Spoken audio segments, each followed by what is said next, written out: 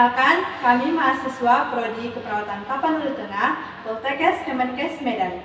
Di sini kami akan mempraktekkan cara batu efektif dalam 3 teknik. Ayo saksikan!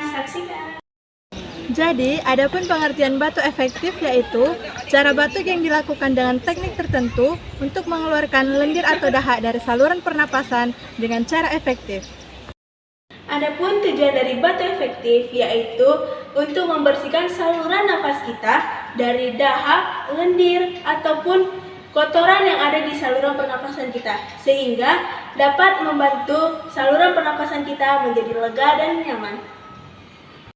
3 cara batu efektif. Yang pertama yaitu menggunakan siku bagian dalam, yang kedua yaitu dengan menggunakan sapu tangan, yang ketiga menggunakan tisu. Baiklah, masuklah kita ke cara pertama. Menggunakan siku bagian dalam, menutup mulut dan hidung lalu dibatukan.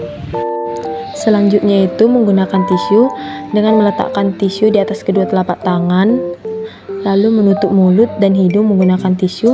Setelah itu dibatukkan. Setelah dibatukkan, dibuang ke tong sampah. Selanjutnya itu mencuci kedua tangan dengan bersih agar tidak terkontaminasi dengan virus ataupun bakteri. Kemudian menggunakan masker agar tidak menyebarluaskan virus atau bakteri di lingkungan sekitar.